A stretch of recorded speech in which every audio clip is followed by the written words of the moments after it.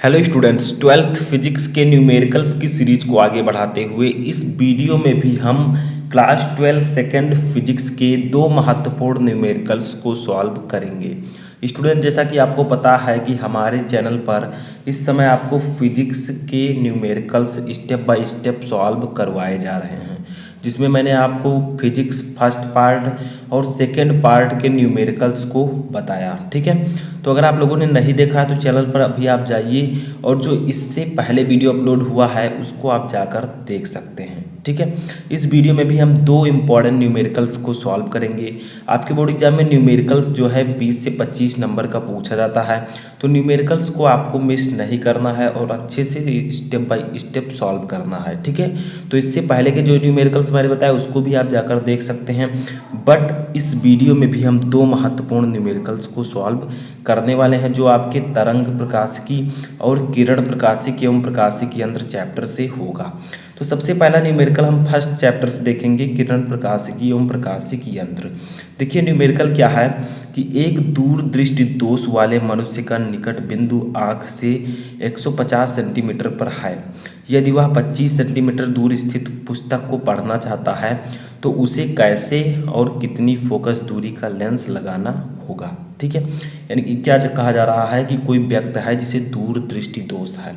अब दूर दृष्टि दोष है तो उसे हम लोग उत्तल लेंस देंगे, क्योंकि दूर दृष्टि दोष वाले मनुष्य को उत्तल लेंस का चश्मा दिया जाता है। ठीक है, और निकट वाले को क्या, अवतल। इसे याद कैसे करेंगे, तो देखिए दूर में सिर्फ 2 अक्षर हैं।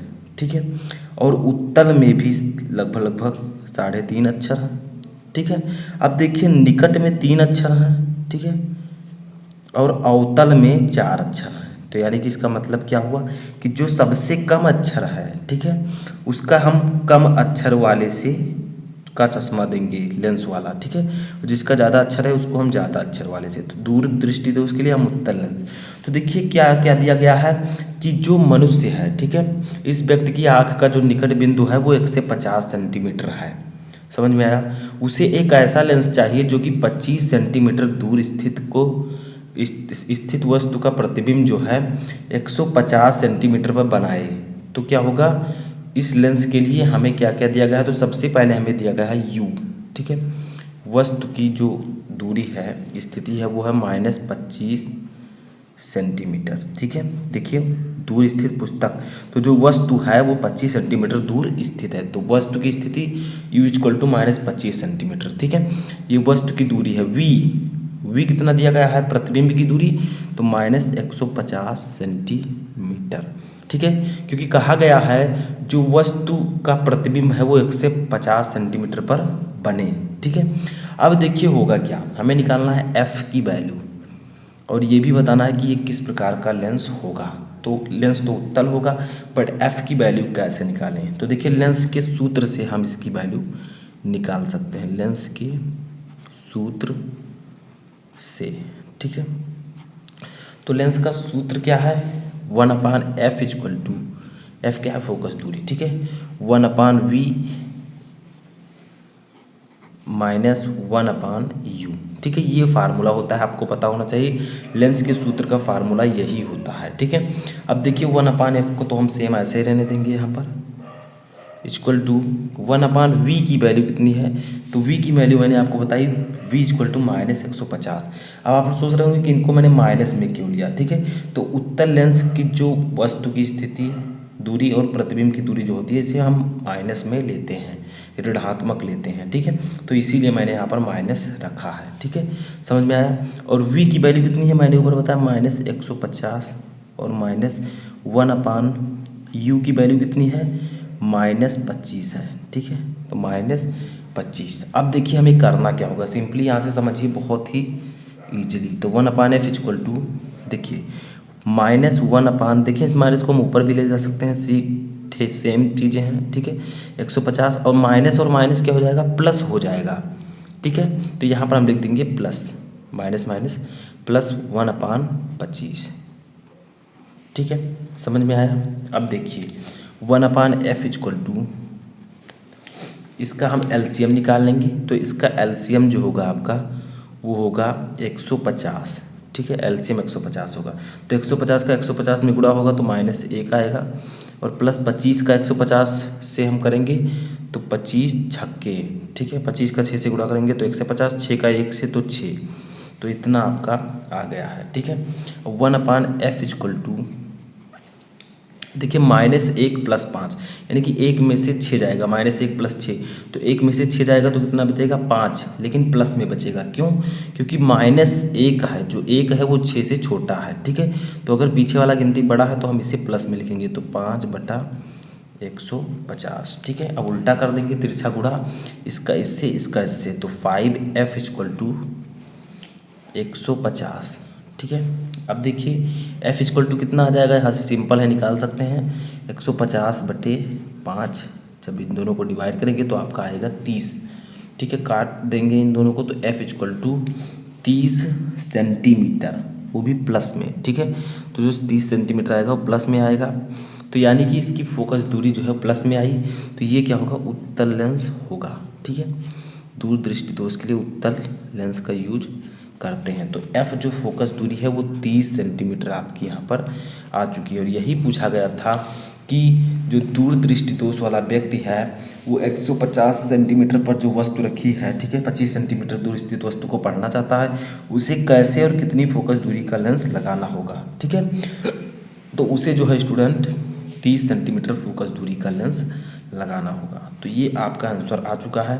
तो फर्स्ट न्यूमेरिकल हम सॉल्व कर चुके हैं, अब हम सॉल्व करेंगे सेकंड न्यूमेरिकल। तो देखिए हमारा सेकंड न्यूमेरिकल है जो कि तरंग प्रकाशिकी चैप्टर से है, ठीक है। देखिए न्यूमेरिकल आपको दिखने में थोड़ा हार्ड लगेगा लेकिन बहुत ही इजी है, सिर्फ आपको फार्मूले के साथ लगाना है। तो देखिए क्या है कि यंग के द्विझिर्री प्रयोग में स्लिटों के बीच की दूरी 0.4 मिलीमीटर है, प्रयुक्त प्रकाश की तरंगदैर्घ्य 6000 एंगस्ट्रॉम है, 2 मीटर दूर रखे पर्दे पर प्राप्त व्यतिकरण प्रतिरूप में केंद्रीय फ्रिंज से 5वें अदीप्त फ्रिंज की दूरी तथा फ्रिंज की चौड़ाई ज्ञात कीजिए। यानी कि केंद्रीय फ्रिंज से आपको 5वें अदीप्त फ्रिंज की दूरी ज्ञात करनी है और फ्रिंज की चौड़ाई, इन दोनों को ज्ञात करना है। तो सबसे पहले हम देखते हैं क्या क्या दिया गया है, उसको लिख लेते हैं, ठीक है। तो दो स्लिटों के बीच की दूरी जो दी गई है वो उसे हम डिनोट करते हैं स्मॉल डी से। स्मॉल डी आपका दिया गया है 0.4 मिमी, ठीक है, समझ में आया। तो देखिए यहाँ पर आपका ये मिलीमीटर में है, तो इससे जब हम सेंटीमीटर में बदलेंगे तो आपका आ जाएगा 0.04 सेंटीमीटर, ठीक है। मिलीमीटर को हम सेंटीमीटर में बदलेंगे तो आपका 0.04 सेंटीमीटर आ जाएगा। अब देखिए हम इसे मीटर में कन्वर्ट कर लेते हैं। तो मीटर में कन्वर्ट करने के लिए हमें क्या करना पड़ेगा, 0.04/100, यानी कि 100 से भाग देना होगा, ठीक है। तो जब आप इसे भाग देंगे तो आपका आ जाएगा 4 × 10⁻⁻4। कैसे आएगा, देखिए 0.04 है, इसे हम 10⁻2 लिख सकते हैं, ठीक है। इसको ऊपर ले जाएंगे तो आपका आएगा 0.04 × 10⁻², ठीक है। अब मान लीजिए हम इस पॉइंट को 2 अंक बाद लाना चाहते हैं, तो 4 लिखकर × 10⁻² और 2 अंक हमने राइट लाया है तो -2 और हो जाएगा, तो 4 × 10⁻4 आ जाएगा, ठीक है, जो कि मैंने यहाँ पर लिखा है। तो देखिए मीटर में बदलने के बाद 4 × 10⁻4 मीटर आ जाएगा, ठीक है। अब देखिए क्या दिया गया है, हमें दिया गया है इसके बाद में तरंगदैर्घ्य यानी कि लैम्डा इक्वल टू दिया गया है 6000 एंगस्ट्रॉम, ठीक है। अब इसे हम लोग क्या करते हैं, मीटर में कन्वर्ट कर लेते हैं। तो आपको पता होगा कि 6000 एंगस्ट्रॉम को हम लिख सकते हैं 6000 × 10⁻10 मीटर, ठीक है, समझ में आया। अब इसे हम क्या लिख सकते हैं, स्टेप बाय स्टेप समझिए। 6000 है तो इसको हम लिख सकते हैं 1000, तो 1000 को हम लिख देंगे 10⁻3, 10 2 100 2 1000, ठीक है, × 10⁻10। तो फाइनली आपका यह आ जाएगा लैम्डा इक्वल टू 6 × 10⁻7 मीटर, ठीक है, समझ में आया। तो इस प्रकार से हम मीटर में पहले कन्वर्ट कर लेंगे। अब देखिए 2 मीटर दूर रखे पर्दे पर प्राप्त व्यतिकरण, यानी कि कितने मीटर दूर रखे, 2 मीटर। तो ये आप इसको हम लोग डिनोट कर देंगे कैपिटल डी से, ठीक है। दूरी जो है उसको हम कैपिटल डी से डिनोट करेंगे, 2 मीटर दी गई है। अब देखिए क्या कहा जा रहा है कि केंद्रीय फ्रिंज से 5वें अदीप्त फ्रिंज की दूरी, यानी कि केंद्रीय फ्रिंज से जिस फ्रिंज की बीच की दूरी हमें ज्ञात करनी है उसको हम लोग डिनोट करेंगे स्मॉल एम से। तो स्मॉल एम इक्वल टू दिया गया है 5। क्यों? क्योंकि केंद्रीय फ्रिंज से 5वें अदीप्त फ्रिंज दी गई है, 5वें, यानी कि 5 लिखेंगे। अगर चौथा होता तो 4 लिखते, अगर दूसरा होता तो 2 लिखते, ठीक है। तो एम की वैल्यू हम 5 लिखेंगे। अब हमें निकालना है फाइनली क्वेश्चन में केंद्रीय फ्रिंज से 5वें अदीप्त फ्रिंज की दूरी। तो चलिए ज्ञात करते हैं। केंद्रीय फ्रिंज से 5वें अदीप्त फ्रिंज की दूरी, ठीक है। तो इसको हम लोग डिनोट करेंगे, इसका फार्मूला क्या होता है? तो इसका फार्मूला होता है 2m minus 1 into capital D lambda upon 2 small D, ठीक है। ये फार्मूला होता है केंद्रीय फ्रिंज से 5वें अदीप्त फ्रिंज की बीच की दूरी, यानी कि केंद्रीय फ्रिंज से किसी भी अदीप्त फ्रिंज की दूरी अगर आपको ज्ञात करनी है तो ये फार्मूला आपको लगाना है। देखिए वैल्यूज को रख देते हैं, 2 गुणे किस फ्रिंज की बीच की दूरी 5वें, तो एम इक्वल टू 5 मैंने भी आपको ऊपर बताया यहाँ पर, ठीक है। -1 ऐसे रहने देंगे, गुणे कैपिटल डी की वैल्यू है 2 मीटर तो 2 लिख देंगे। लैम्डा आपका आया था देखिए 6 गुणे 10 के पावर 3, सॉरी 6 गुणे 10 के पावर -7 मीटर आया था, ठीक है। अपान 2 इंटू स्मॉल डी सबसे ऊपर हमने निकाला था 4 गुणे 10 के पावर -4, तो 4 गुणे 10 के पावर -4, ठीक है। यहीं पर हम क्या करेंगे, कुछ चीज़ों को काट देंगे। जैसे देखिए 2 को हमने यहाँ पर कट कर दिया, ठीक है। अब ये फाइनली आपका आएगा 2 पंचे 10, 10 में से एक जाएगा 9, तो 9 गुणे 6 गुणे 10 के पावर -7 है। नीचे ये -4 है, इसको ऊपर ले जाएंगे तो +4 हो जाएगा, तो लिख देंगे +4, ठीक है, अपान 4। अब देखिए क्या करेंगे हम यहाँ पर इसको 9 का 6 में गुणा कर देंगे तो 9 × 6 = 54, ठीक है। तो ये हो जाएगा आपका 54 अपान 4 गुणे 10 के पावर -7 में से 4 का आ जाएगा तो 3 बचेगा, ठीक है। समझ में आया?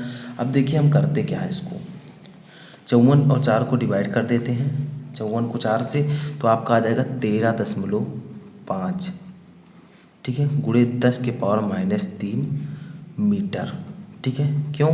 क्योंकि 54 को 4 से डिवाइड करेंगे तो 13.5 आएगा, ठीक है। तो ये क्या है?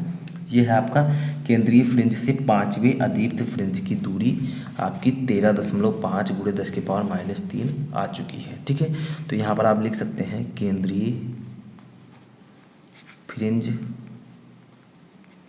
से 5वें अदीप्त फ्रिंज की दूरी, ठीक है। तो आपकी इतनी आ चुकी है। अभी एक चीज़ आपको और निकालना है, वो है कि फ्रिंज की चौड़ाई ज्ञात कीजिए, ठीक है। तो फ्रिंज की चौड़ाई अगर आपको ज्ञात करना है तो कैसे ज्ञात करेंगे?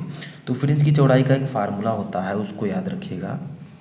फ्रिंज की चौड़ाई, इसको हम लोग डिनोट करते हैं कैपिटल W से। तो कैपिटल W इक्वल टू होता है कैपिटल D लैम्डा अपान स्मॉल d, ठीक है। कैपिटल D आपको दिया गया था 2 मीटर, लैम्डा दी गई थी 6 गुणे 10 के पावर -7 मीटर, और स्मॉल d आपको दिया गया था 4 गुणे 10 के पावर -4 मीटर, ठीक है। 2 का इससे गुणा करेंगे तो 2 आएगा, 2 को इसके कट करेंगे तो 3 आएगा, यानी कि फाइनली आपका जो आएगा वो आएगा W इक्वल टू 3 गुणे 10 के पावर -7 है, और ये नीचे -4 है, ऊपर जाएगा तो +4 हो जाएगा, ठीक है।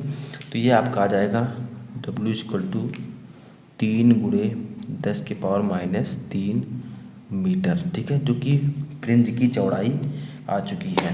तो ये थे आपके 2 most important numerical second physics के, जिसमें आपको किरण प्रकाशिकी और तरंग प्रकाशिकी के न्यूमेरिकल्स को बताया गया है। तो इसी प्रकार के न्यूमेरिकल्स अगर आप रेगुलर चाहते हैं तो इस चैनल से लगातार जुड़े रहें। वीडियो को ज़्यादा से ज़्यादा लाइक करें, अपने दोस्तों के साथ शेयर करें, और चैनल पर नए हैं तो चैनल को सब्सक्राइब कर लें। और किसी भी टॉपिक में आपको प्रॉब्लम है तो आप मुझे कमेंट बॉक्स में बता सकते हैं।